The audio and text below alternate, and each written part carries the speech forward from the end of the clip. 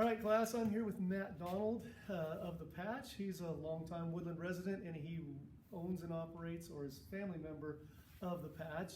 And as many of you know, I'm a Christmas tree farmer, which is also agritourism, so I am actually probably more excited than you are today to talk to someone else that is a farmer and agritourism.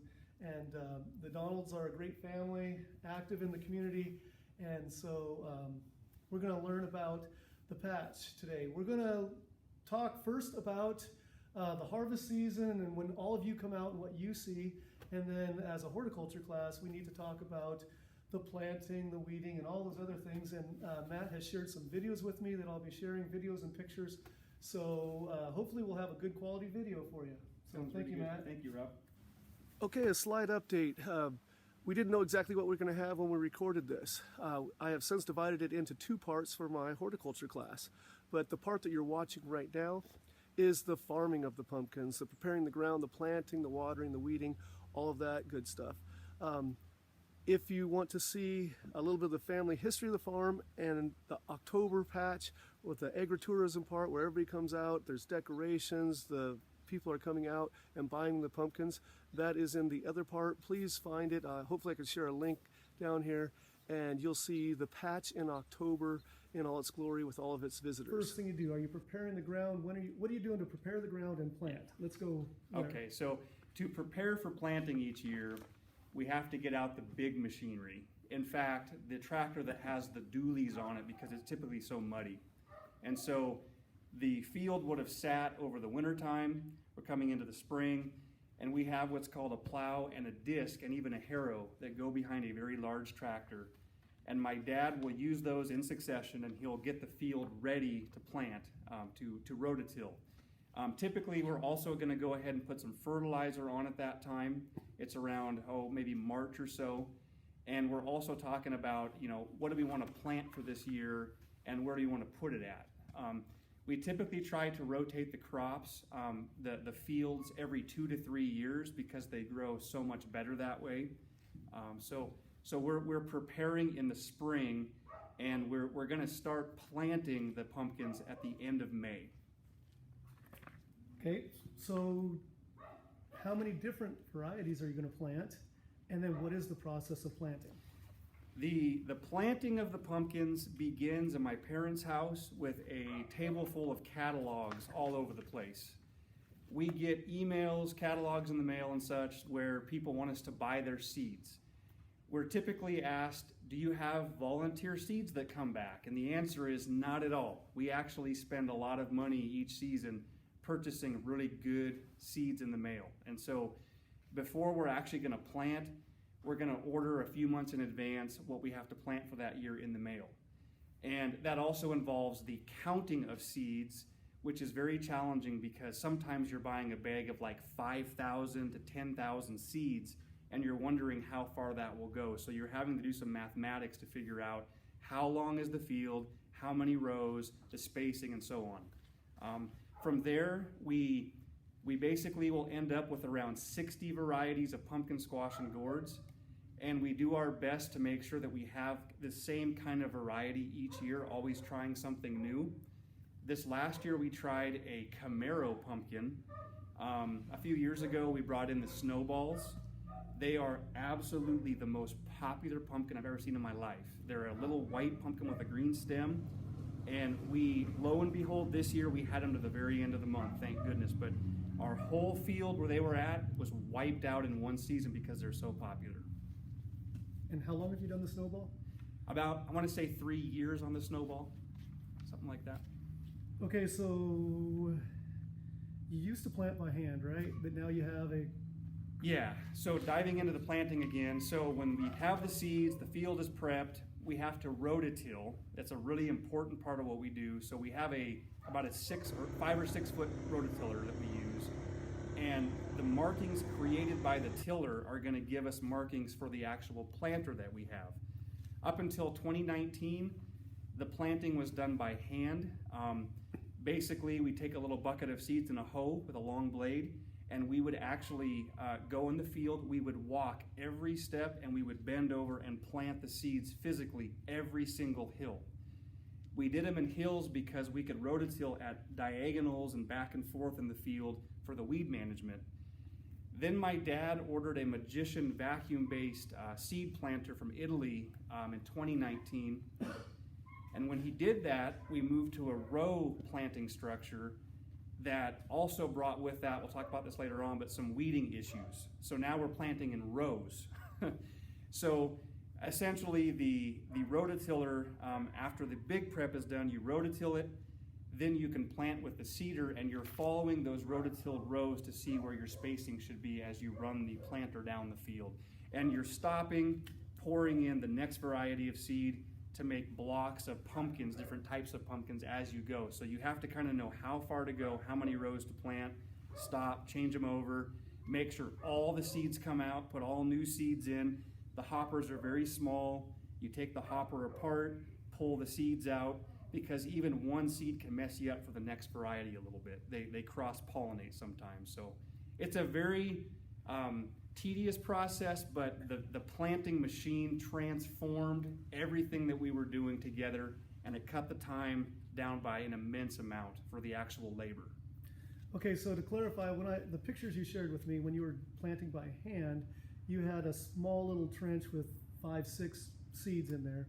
But with the mechanical planter now, they're evenly spaced in rows. Is that correct? Yes. So when we were planting by hand, we had to fight this, not only the steps we were taking and how we stepped differently, that we put enough seeds in each one of those hills, but we would forget sometimes if we even planted something by accident.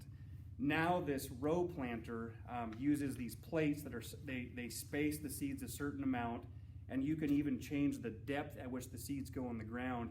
And as you roll down the field, the seeds pop in as they're supposed to mechanically. It's a beautiful sight for people like us that we're having to remember, did I even plant the last hill? Did I step it right? Did I forget?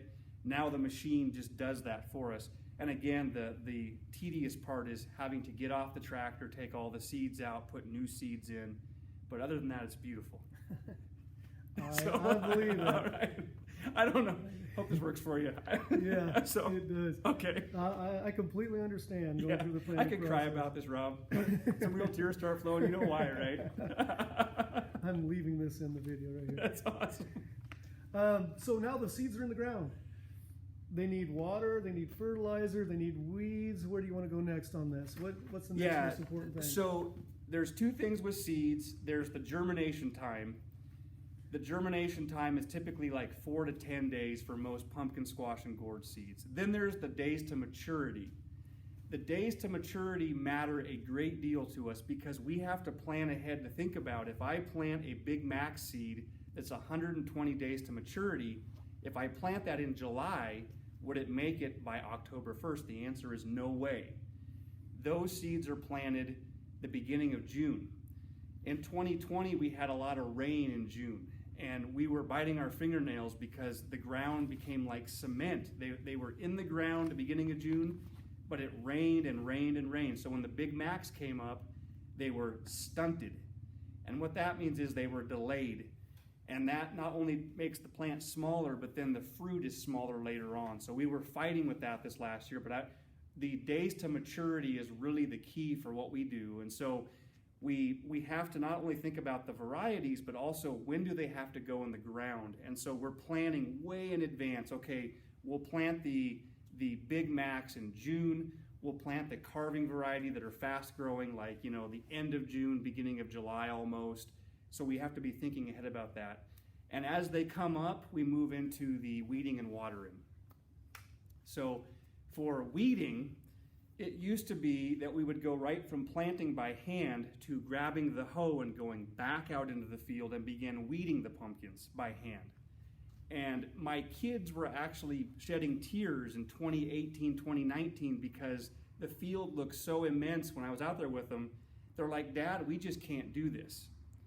And so we were blessed with what's called an eco-weeder. And an eco-weeder is basically a machine that 2 people run together in our operation that allows a tractor to drive very slowly down a row of very small plants, and by using handles, run little spindles in the ground that have little tines on them around each plant physically as you go. And so you drive that tractor, one guy drives the tractor, the person on the back is moving those handles, and you just go row after row after row across the field while the plants are small. And it's so critical that you do that while they're small, because as weeds come up with those pumpkin plants, for example, they'll basically just kind of shelter them out of the way. They push them out of the way. And so if you can knock those weeds out faster that way when they're really, really small, you're saving your crop basically. And so we probably spent about 40 hours total running the Eco Weeder in 2020 on a small subcompact tractor. And I could still cry about it because it makes me so happy. It's a wonderful, wonderful tool. And we only had to hand weed maybe like 3 evenings compared to the entire summer like past years. And it's also how in the past I would drop 15 to 20 pounds a summer on my body weight just because of the constant walking and weeding with a hoe. So it gives you an idea of how crazy it used to be, and having sore hands as well. So, okay. So it's good exercise, man. Yeah, good exercise. You're being cut out of that. That's terrible. And moving on to the watering, the watering is it's a challenge. And to describe the watering for you, basically imagine a gigantic fire hose on a automatic reel that pulls it in by itself. It's called a traveler. And so where we're at here on the farm, we have a slough that contains lots of water. It's in the ground, and there's a 45 horsepower pump that's on the bank, and a foot valve suction goes down into the slough, and it allows the pump to pull the water into what's called mainline pipe that takes it over to the traveler system. And so the 45 horsepower pump is pushing about, let's say, 200 gallons a minute through the traveler. The traveler has a special nozzle on it that when the water comes out, it makes the water droplets be very small. It kind of dissipates it into the air and it drops. So you're not destroying your pumpkin and squash and gourd leaves because it's so much water coming out. And then over a 12-hour period, the reel is pulling that gigantic fire hose in basically, and then you move it down the field and you pull it back out again. We used to use hand irrigation pipes. I would have to go out there in my boots and actually navigate the pumpkin vines and stick the pipes down, hook them together, and we would just leave them in the pumpkins for the entire season. The problem was at that height, a lot of the pumpkins cover the sprinkler heads, and you have to walk the lines and pull the vines back down. Also, one of my scariest moments ever at the patch, I was out one evening doing the irrigation, and I took a big step by a sprinkler, and I almost hit a coyote. And I scared the coyote so bad it freaked me out. And I'll never forget seeing the coyote bounding through the pumpkins trying to run away from me, and I didn't even know it was there. So I'm trying to describe the fact that these pumpkins get as high as my waist or even my chest, and those pipes have a hard time putting the water out there. So we use a big traveler gun that's way up in the air, so we're using overhead water basically. So when you say you have a main line in the ground, what's the diameter of that? I want to say it's 8 inch, I believe. I could be wrong about that. I think it's 8 inch. I can ask my dad about that for you. Sorry about that. That's I okay. forget how big it is. So on my Christmas tree farm, the number one pest is aphids. That's what I got to take care of more than anything else. What is the number one pest of pumpkins, and how do you take care of it? The number one pest of pumpkins is absolutely mice. Mice wreak havoc, especially on the bigger varieties that we've had with the soft skin. They even make nests underneath the pumpkins to stay warm, and they eat on them during the cold October months. So what we've had to do over the years with the mice, we have to use bait. And basically we go around the perimeter of the field and we put bait strategically by different fence posts that we know the mice are around, and through using bait they go away typically. Once in a while we'll put it in the middle of the field because they're in the middle of a bad crop, for example, that's already suffering from them eating them. And they especially love lots of weeds and tall grass clumps. And so it's important, again, to be weeding your pumpkin patch because the mice just love that. Additionally, we've had a problem with some aphids and also ladybugs. There was a particular variety that was yellow in color, and they were eating the leaves one year on the pumpkin plants. The ladybugs? The yellow ladybug, so to speak, yeah. So, but typically, the mice cause us the most problems, guaranteed. Yeah. Did we touch on fertilizer? Not really. I mean, A little bit. So to fertilize the pumpkins, we basically used to only use cow manure from the dairy farm. When the dairy farm shut down, we had access to a little bit of that still, but we've actually had to shift over to some commercial grade, we call it 16 fertilizer. And it's basically a really nice mild mix for the crops that we have that gives them what they need. There's nitrogen, phosphate, and something else in 16. Anyways, the long and short of it is, with that little shot of fertilizer, it really helps the pumpkins produce. And so we'll give them some of that sometimes later in the season as they're growing with the water going. And we've also added some 16 into the soil to kick the season off as well. okay, so we've got the pumpkins to grow. Most people don't have pruners and loppers, so you typically go out and cut all the vines. Yes. How long does that process take? Yeah, like the decorating, one of the hardest jobs of the season is always opening the field for people to come pick pumpkins. And so we have to be careful to actually be able to cut those stems, because folks will inadvertently break them at times by walking through the field. So we actually open the field in waves.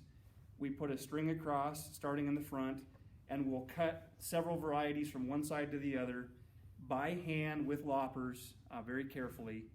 And then, like in a week, we'll move that string back for the next wave of pumpkins. And going back to days of maturity, we haven't figured out that if we plant them a certain time, we can survive the vines being connected to those stems still throughout the month of October, based on the varieties. Okay, we've grown the pumpkins, we've had the harvest. Having a tree farm and knowing the work that goes into that at the harvest time. And my father-in-law used to do hundreds of acres of potatoes, and now that got up to over 1,000 of alfalfa. And I know harvest time is both a joyous time and a tiring time. What's yours and your family's emotions coming into October? I know there can be a mix of emotions in this, both in the work and the celebration. It's a big mix of things, at least in my experience. How do you feel about that? Yeah, regarding the harvest, the actual October month itself with the community, it brings us extreme joy to see families making so many wonderful memories together. It's the heart of what we do. And when I think about how I feel going into the month, to be honest, I'm typically so tired I can hardly function for the first few days, because we've had to survive the prep to get to where we can open. But for me, every year, when I see the excitement and I see people having a good time, I'm quickly refreshed personally that first week of October. For our family as a whole, there's lots of behind the scenes that goes on to be able to survive the craziness of the month. And so we're having to plan that on the fly many times. But yeah, I would say that I hope that the community, when they come to the patch, feels the sense of pride and accomplishment to making it presentable for you, that we're doing it for you, and we want you to have a wonderful experience. And so we might be tired, but there's a good reason for that. I understand completely. There's an energy that comes when people are coming out and having a good time on your place. It's a good time. So speaking of that, do you have any end of season traditions when things finally slow down? Do you close it down with any traditions? Yeah, so the end of season, it used to be we'd have a gathering of all the help and family and friends to celebrate together and watch a video that recaps the season, and also a photo contest video. The last 2 years, we've gotten so big and had so much going on, we had to kind of bypass that celebration. But I can tell you from previous years, we'd have a great time watching all these photo contest entries, all these people that really enjoyed their visit, whether it was by a photo op or the hayride, things like that. And so for now, for this season, we've just moved into our self-serve stand, selling the pumpkins in the field and things like that. But we used to always have a gathering each year after the season was over. Okay, I know you're not completely there yet, but there's still pumpkins in the field. You've talked about selling those, wholesale and whatnot, but when it's all said and done, when do you, I think you mentioned already, but when do you start thinking about again, how long can you just let pumpkins go and do whatever else is in your life? Yeah, once the season ends and the truckloads are done and it's rainy and dark in December and things like that, the holidays happen, we honestly aren't talking about pumpkins at all. We're talking, sports and just typical things people talk about. When we round the corner after the new year and we think about the upcoming year, we're talking about, is it time for the patch again? Kind of kicking it around a little bit. February is important because we basically go into seed ordering season, and so it seems crazy, but these suppliers only have seeds for so long. So I would say we have a window of about 3 months where we're not talking pumpkins. And it might sound funny, but when you talk pumpkins 9 months of the year, you're glad not to talk pumpkins for 3 months. So I'll leave it at that. Okay. Is there anything else you'd just like us to know? Kind of leaving it open-ended. If I could leave you with a parting thought from me on farming and I guess hobby farming, doing it on the side, I would say just be prepared for a roller coaster ride, because we talk about how things break with farming. Basically, there's variables that you can't control, and it can be anything from the weather, temperatures, precipitation. It could be fires and smoke. We actually had 8 days this last year in the summertime from the fires where we were hoping it would go away because the pumpkins were immersed in nothing but thick smoke and not turning colors. It can be pests, and it can be things like you just have a crop failure where you've purchased seeds from a supplier and lo and behold, it was a bad batch of seeds.